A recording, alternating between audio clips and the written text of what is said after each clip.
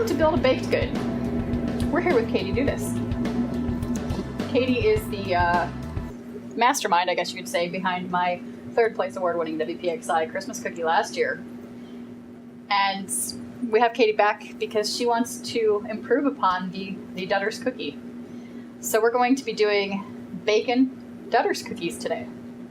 Now, the nice thing about this is I've already got the basic recipe together for the Dudders, so I just have to tweak it a little bit in order to add some delicious bacon to it.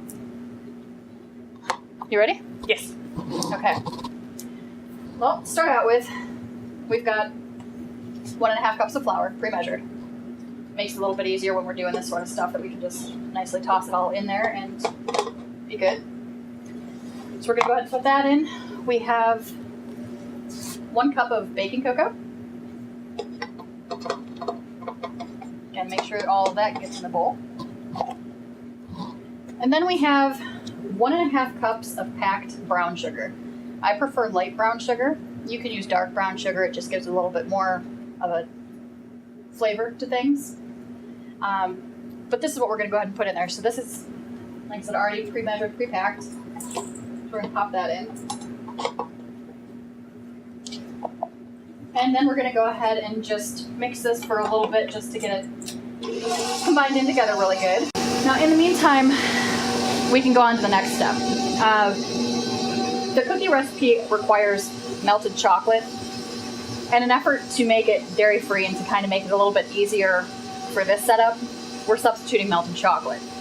And the recipe calls for 1 cup of chocolate chips melted. Instead, I'm using 3/4 of a cup of baking cocoa with 3 tablespoons of vegetable oil. That gives you this nice, greasy consistency that looks like melted chocolate. And for those of you who have dairy allergies, this works pretty well. So we're just going to go ahead and make sure that that's mixed in pretty well, which it is. Now, in addition to the melted chocolate, the recipe also calls for 3/4 of a cup of butter that we're going to be melting down. Again, in an effort to keep it dairy-free and for ease of access for this purpose, we're going to go ahead and I've just used vegetable oil so that we've got the vegetable oil in there instead. It'll give it the same sort of consistency holding that the actual butter would on any given basis. So I'm going to give this to Katie. Thank you. She's going to make herself useful as she's going to eat. That's probably not all that good. It's just... It's awful. It's unsweetened baking cocoa. Not what she bargained for. This show is awful. They call it Dudders. It is called a Dudders. Actually, I will let you explain that because you're the one that it was named after. I am Dudders. I asked Missy, she was looking for an inspiration for a cookie, and I had asked her to make me a cookie that was chocolate, chocolate, and chocolate. And I really didn't think she was going to come up with anything this good. And thanks. Anytime. I had no faith in her skills, and then she actually brought the Dudders to me, and I was completely blown away.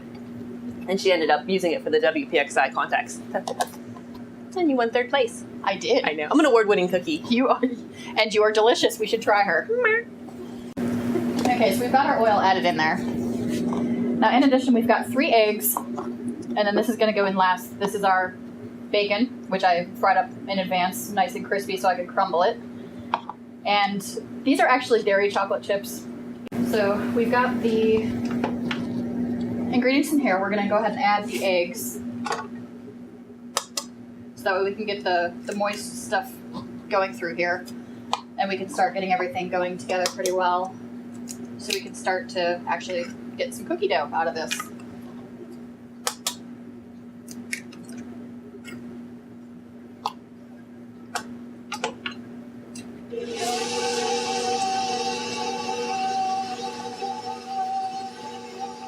So it's doing its thing. Like I said, in the meantime, as far as advance, your bacon you can do however you want it. I like the bacon extra crispy, especially if I'm doing it in something like this because it holds up kind of like a chocolate chip consistency for the batter. So like you can see it crumbles really well. I mean, you pick it up and it quite literally crumbles in your fingers. So that works out really well for things.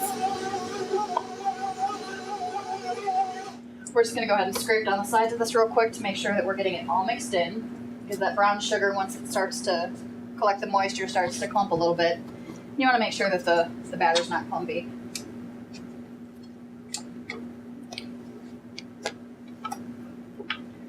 And just a couple more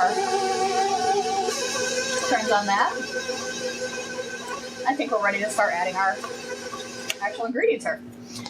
So we're going to start out with bacon because that's what Katie wants. It's bacon. Bacon. Approved. It smells really good too. That's one of the nice things about doing this is I love how it all smells as it's coming together. And then we're going to do our chocolate chips. You can either mix these in by hand or you can mix them in with a mixer. Since everything's already in the mixer, it just makes things a little bit easier as far as I'm concerned with it. So we get that all going in there. Not very long, just enough to get it incorporated and put together. And then we're going to go ahead and scrape down our beater over here because we don't want to leave any of that batter, or leave as little of it as possible since it's all going to be really good for the cookies. Wow, I'm quick and easy. You are quick and easy.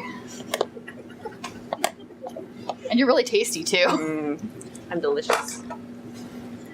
So when you're done, you can see the chocolate chips, you can see the bacon chips, everything's incorporated pretty well through there. So now to start dishing it out, scooping it on for the trays.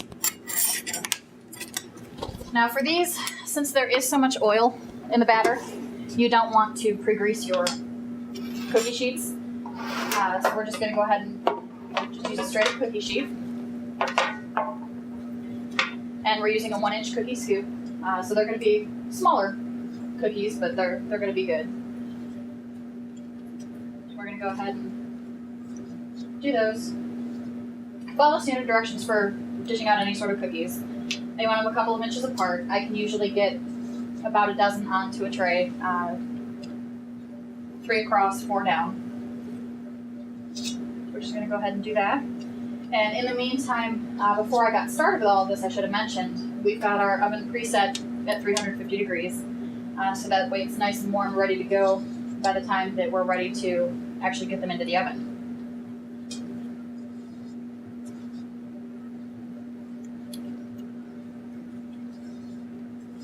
This is a nice crumbly, moist batter. So I'm going to actually, once I get these on here, I'm going to take a fork and just kind of mush them down just a little bit, kind of like you do with a peanut butter cookie. Just so that way they don't stay in this nice little ball that I'm putting on here. They'll flatten and they'll spread out a little bit more. And they'll be a little bit more cookie-wise that way instead of a cookie ball. And I'm looking at the pieces of the bacon in here and definitely wanting to make sure that I'm getting some bacon in each of the cookies if possible. So we're going to take just a regular fork and just pat that down just a little bit on the top.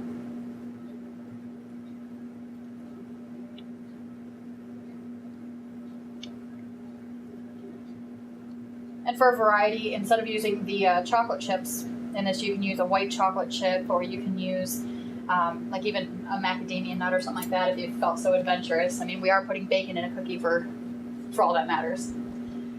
So we're going to go ahead and put these in the oven. They're going to take about 10 minutes or so to bake. So while we're baking this batch, I'm going to go ahead and get the other ones scooped out onto the trays and we'll be good to go.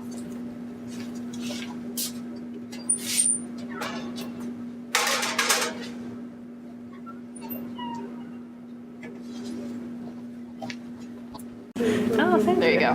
See if that tastes any better. We have it everywhere. Try to eat it. You sound like a Furby. Tell you what, if you want to start gently pushing those down with the fork, not the spoon that's in your hand. Oh, I didn't use this one. I have to make squish noises. Now, do I do it just once across, or? Yeah, just once is fine. I'm not a baker. I'm not a baker. Don't massacre the cookie. I'm not a baker. Okay, just lightly push it down. You don't need to like. Yeah, okay. You don't need to be pushing it to China. Can't help it. I'm mean to my Dudders. I'm sorry. These are my people.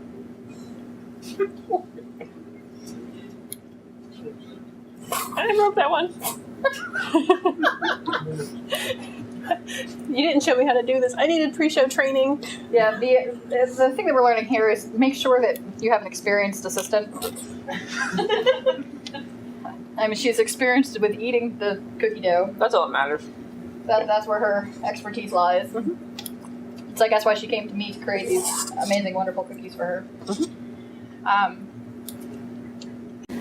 If you'd like to make a submission for a recipe, it can be something that you've either heard of, or it can be something just completely random along the lines of, I like caramel, I like salt, I like chocolate. Put it together in something nummy-tastic, and I'll see what I can do with it. And you could be here. You could be here. Exactly. If for submissions, go ahead and send that to info@cafesolstice.net. Yes. Yeah, so what are you guys? Are you thinking this is going to be a thumbs up or a thumbs down? Mm-hmm. Yes. Anything with bacon is a thumbs up. Anything with bacon. I like her.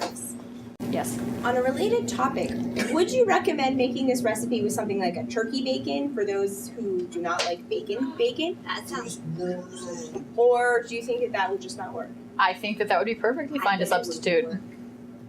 It would. Because turkey bacon becomes very crispy. It does. Crumbly. Yep. You have to be one thing that you want to be careful of is not to make it too crispy, because then it will disintegrate in the batter. You'll have that bacon flavor, but you won't have the bacon bits to bite into. So that would be my only concern if it's extra crispy, Good to know. Thank you.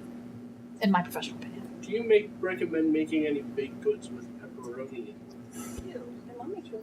You have to be concerned with the grease content, because if it makes it extra greasy, it could make the consistency of the baked good off.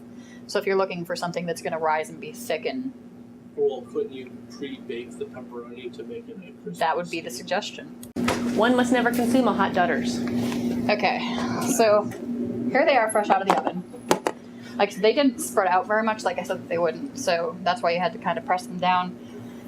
They smell, I'm not gonna lie, they smell really good. Mm-hmm. You get the hint of the chocolate, and then you get that nice little waft of the bacon coming through there. Well, science class will waft it out to you. Oh, yeah.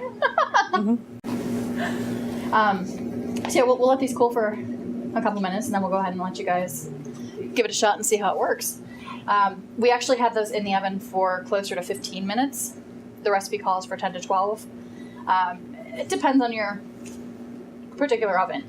As you bake with your oven, you know whether or not it's done a little bit sooner than what the recipe calls for, if it's done a little bit later than what the recipe calls for. Just kind of keep an eye on it. You won't be able to really notice that they're done unless you look at the bottom. The bottom edges should be kind of crispy. Because being a dark chocolate colored cookie, you can't really see that it's browned. So just kind of look for the crispy edges around the bottom of it. If you're new to baking and you're not necessarily sure what to look out for when I talk about the crispy edges on the bottom, go ahead and bake it at the 10 to 12 minutes that's recommended. Try the cookie, and then next time you bake it, if you need to leave it in a little bit longer, pretty much if you take it out too soon, it'll just be a little bit chewy. It won't be as done, so it'll be a little bit doughy in the middle. But people like their cookies like that all the time. I actually prefer mine a little bit underbaked, fresh out of the oven. Can I ask a big question? Sure. Is there any advantage to cooling on a tray versus a rack? Does it matter? Cooling on a rack actually gets more flow to it, so they tend to cool a little bit faster. As with anything, the nice thing about the pan is you should leave them on the pan for a couple of minutes after you take them out of the oven so that they can set. Because if you try to take them, like if I were to try to take this off of the pan right out of the oven, they're still moist and gooey on the inside of it, so they will fall if I put them on a rack. Let's just wait a couple of minutes and then you can put them on the rack. Myself, I don't use a cooling rack for any of my stuff. It's your preference. It's how you've learned to bake. It's what the recipe calls for if you follow the recipe to a T or whatnot. Okay. They're delicious, and they keep falling apart on me. What do you think? Yeah, they're good. I like the fudge. Well, I was still tasting.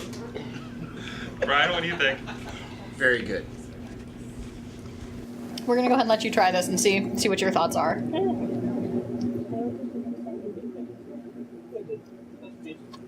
Are they good? Mm-hmm. Because you can take the chocolate and you can still taste the bacon. Is that the consensus? You get the chocolate and the bacon? It's nice, sweet, savory. Needs more bacon. Needs more bacon. Everything needs more bacon. Yeah. Yeah. Yeah, you get bursts of bacon. Goodness. Yeah. Yeah, you get a chocolate cookie and bam, bacon. Mm-hmm. We're gonna So patent that surprised. burst of bacon. Thanks for checking this out, and thank you, Katie, for the wonderful idea. If you have any ideas you'd like to submit for the show, go ahead and reach us by email at info@cafesolstice.net. You can also check out our website at cafesolstice.com. We look forward to hearing from you. Thank you.